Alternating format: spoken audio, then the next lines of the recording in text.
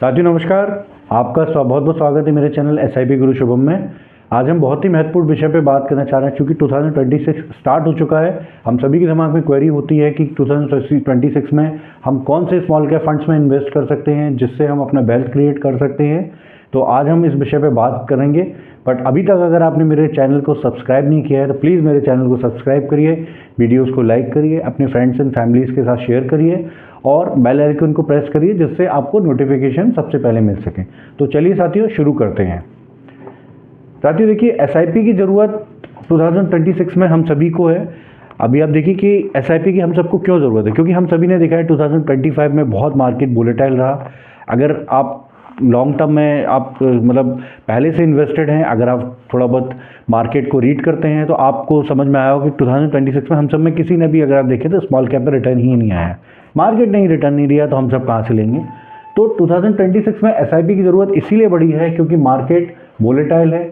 अगर आप regular way में छोटे छोटे अमाउंट्स में अगर आप इन्वेस्ट करते हैं तो आपकी जो एवरेज कॉस्ट है वो कम होती जाती है, और क्योंकि एवरेज कॉस्ट आपकी कम हो जाती है तो उससे एक डिसिप्लिन बनता है, टाइमिंग का आपको टेंशन नहीं रहता और आप ओवरऑल लंबे टाइम में ठीक ठाक कॉर्पस बना सकते हैं।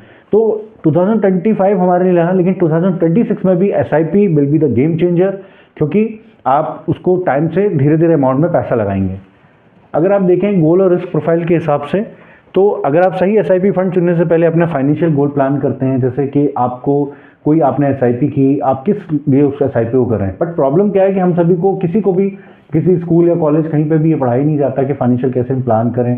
हमें सब बहुत सारी बातें पढ़ाई जा सकती हैं लेकिन ये नहीं हम पढ़ते। तो आप सभी से है कि आप अपना फाइनेंशियल गोल करें, आप अपना टाइम पीरियड देखें, आप खुद का रिस्क प्रोफाइल भी करें। ऐसा नहीं हो कि आप 70-75 साल के हैं और आप अपना रिस्क प्रोफाइल के हिसाब से आप सीधे एग्रेसिव फंड्स में जा रहे हैं या विदाउट डिस्कशन करके आ रहे हैं। तो एक आपको एज भी अपना देखना चाहिए और साथ ही आपका चुना गया फंड आपके जो आपने एम है, जो आपका टारगेट है उसको कैसे पूरा कर सकता है, आपकी जो इनकम है उसको कैसे स्टेबल रह सकता है और मार्केट उतार चढ़ाव को झेलने में अच्छी तरह से मैच हो सकता है।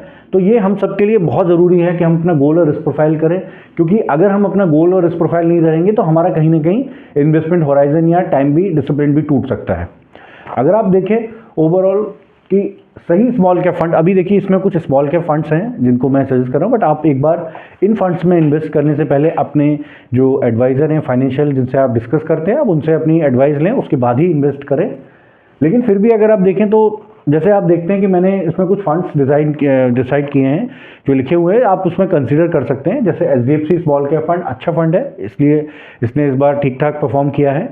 2-3 साल पहले इसका परफॉर्मेंस डाउन था तो वो था। बाकी एक्सिस स्मॉल कैप फंड है, एसबीआई स्मॉल कैप फंड है, निपॉन स्मॉल कैप फंड है, क्वांट स्मॉल कैप फंड है। तो आप इन फंड्स को कंसीडर कर सकते हैं। अगर आप देखें ओवरऑल तो क्योंकि आपको उन फंड्स में इन्वेस्ट करना है जहां पे बैंक वाला फंड हो या जिसका एम 10,000 करोड़ से ऊपर हो।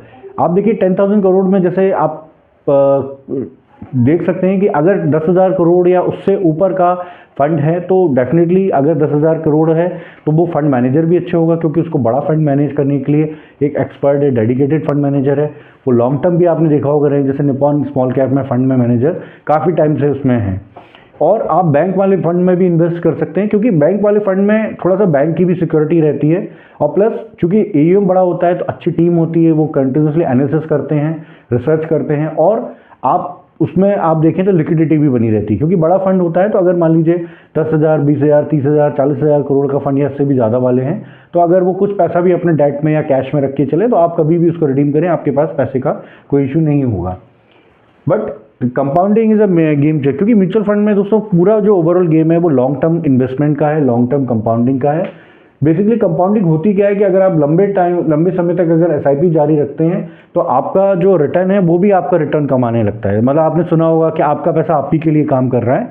अभी मैं आपको एक एग्जांपल भी दिखाऊंगा जिसमें आप उसको देख सकते हैं कि अगर आप उसको करते हैं तो उसको प्लान कर सकते हैं। जैसे आप देख सकते हैं कि अगर आपने 10,000 रुपये मंथली के हिसाब से इन्वेस्ट किया और 2010 से लेकर, जैसे मैंने एक Nippon India small cap fund का भी आपका एग्जांपल दिया है, तो आप देखें कि आपका अमाउंट कितना इसमें इन्वेस्ट हुआ है, 18,40,000 रुपये का। ठीक है, आप ओवरऑल, बट इसका फंड वैल्यू कितना है, 1,28,30,971 का। अगर आप देखें जब से फंड ने हुआ है तब से अब तक इसने 22.60% का रिटर्न दिया है ओवरऑल। अगर आप बेंचमार्क का देखें तो बेंचमार्क ने वही रिटर्न कितना दिया है, 74,13,000, और यहाँ दिया है 1,28,00,000। ओवरऑल आप देखें इसमें प्रॉफिट कितना है, 1,99,000 के आसपास है, मतलब करीब करीब 1,99,000 के आसपास का रिटर्न है।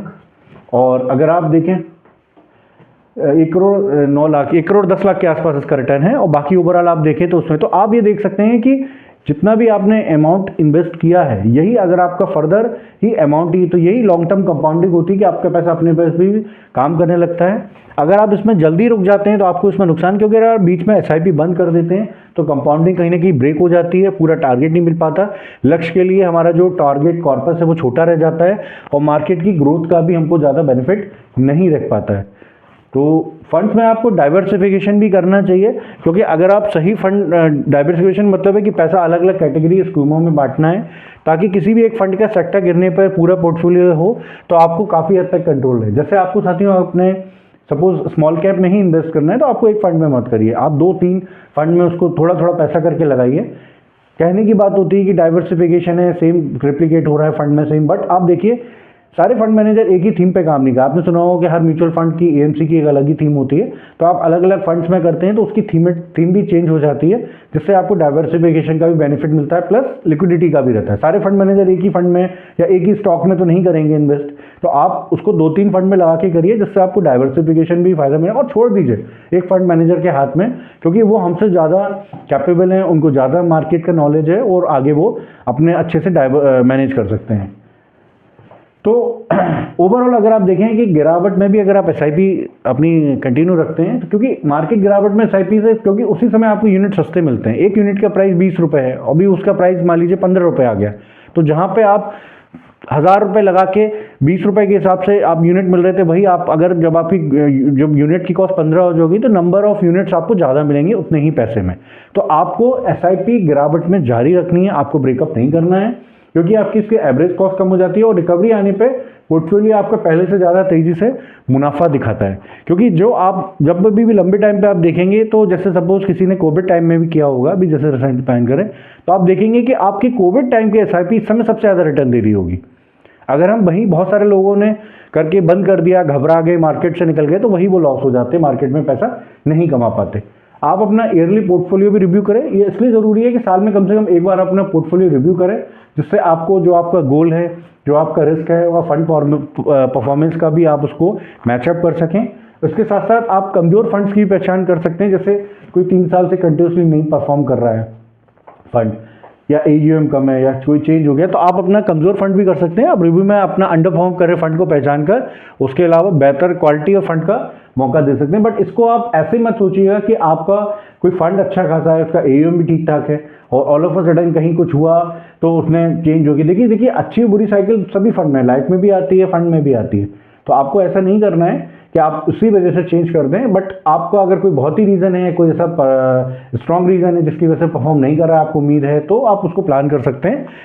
मार्केट भी रिबैलेंस करने के समय क्या है कि मार्केट जब बहुत ऊपर है नीचे जाए तो एसेट एलोकेशन बिगड़ सकता है, तो आप रिव्यू के दौरान इक्विटी डेट और फिर से बैलेंस आप कर सकते हैं। जैसे सपोज आप अपना गोल अचीव कर चुके हैं, या आपका जो फंड है आप जिसकी वजह से आप एसआईपी कर रहे थे, आपका गोल अचीव हो गया है, भले ही आपको लगता है मार्केट 6 महीने 1 साल में और ऊपर जाएगा, तो आपको उस समय लालच नहीं करना है। अगर आपको ज़रूरत है आप उस फंड को निकालिए, उस पैसे को यूज़ करिए, क्योंकि देखिए मार्केट किसी को नहीं पता चला आपने 1 साल वेट किया और अपना गोल छोड़ दिया, या आपने उस पैसे को नहीं निकाला, तो आप गोल से थोड़ा पहले ही निकाल लीजिए। अगर आपको लगता है मार्केट लाइफ टाइम हाई है तो उस पैसे को निकाल के यूज़ करिए। ये मत सोचिए कि मार्केट कल ऊपर और जा सकता है। तो साथियों, आप हमारे साथ स्टे ट्यून्ड रहिए, और आपको ये मेरी आईडी है shubham.yuva@gmail.com। अगर आपको पोर्टफोलियो को रिव्यू कराना है या आपकी कोई क्वेरी है, आप इसमें मुझे मेल कर सकते हैं। आप नीचे कमेंट बॉक्स में भी जाके मेंशन कर सकते हैं, और अगर कोई और भी आपको वो है तो आप उसमें मेंशन कर सकते हैं कि आप पोर्टफोलियो क्या रिव्यू कराना चाह रहे हैं, कोई फंड से रिलेटेड आपकी क्वेरी है, वो भी आप शेयर कर सकते हैं। तो साथियों, इस वीडियो में इतना ही।